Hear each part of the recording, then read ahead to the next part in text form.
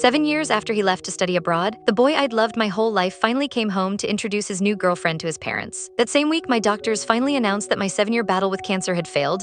I could go home to die. When Sherman saw me being wheeled out by my mother, a cruel smirk touched his lips. Well, 7 years and look at you, he sneered. So pathetic you can't even walk on your own 2 feet. Hearing the contempt in his voice, I just quietly pulled down the sleeve of my jacket, hiding the dense constellation of needle marks on the back of my hand. It's nothing, I said softly, I just fell and broke a bone. He let out another sharp, mocking laugh. Is that so? Well, in that case, since I'm getting married soon, you can be my fiancé's bridesmaid. I managed a faint, calm smile. I can't, I'm going somewhere very far away soon. With that, I patted my mother's hand, a silent signal for her to push me home. As soon as we got home, my mom helped me into bed. It wasn't long before Sherman's mother showed up. She stepped into my room, her eyes darting toward me, her words hesitant. Nina, she began, I have an enormous favor to ask. Her face was flushed. She didn't have to say the rest, I already knew. It was the same as 7 years ago. The memory was seared into my mind. The day I was diagnosed, she had burst into my hospital room, her expression a frantic mix of urgency and guilt. I hadn't even had a chance to process the word cancer. I was hysterical, sobbing with terror when she fell to her knees in front of me. Nina, I'm begging you, she'd pleaded, her voice a desperate whisper.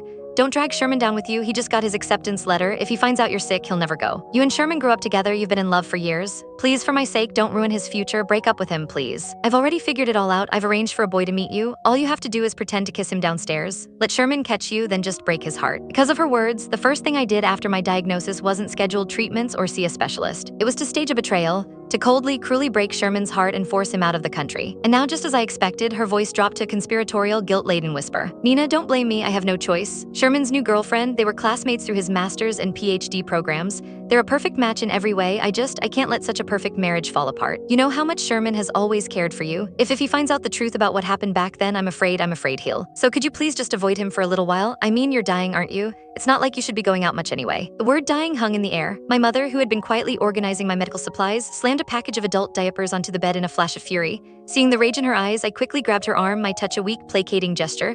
Only then did I turn back to Sherman's mother, my voice steady. I can promise you I won't tell Sherman the truth about what happened 7 years ago, I said, but I can't promise I won't see him. I couldn't.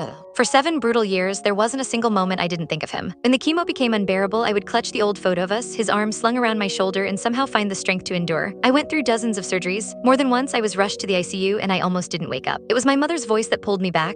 She would stand by my bedside, screaming until her voice was raw. Nina, don't you remember? You promised you would live. You promised you would go find him and clear up the misunderstanding yourself. You said that when you got better, I would take you to him. If you die, you will never see Sherman again. Her desperate cries, always with his name, were the lifeline that dragged me back from the edge, time and time again. But in the end, I still lost the fight. And Sherman, he had a new life now, a new girlfriend, a new future. Still, in the little time I had left, couldn't I just be near him for a while? That's why when the doctor told me leaving the hospital was a death sentence, I pushed myself out of bed anyway. I had to. I knew he was home. I thought that would be the end of it, but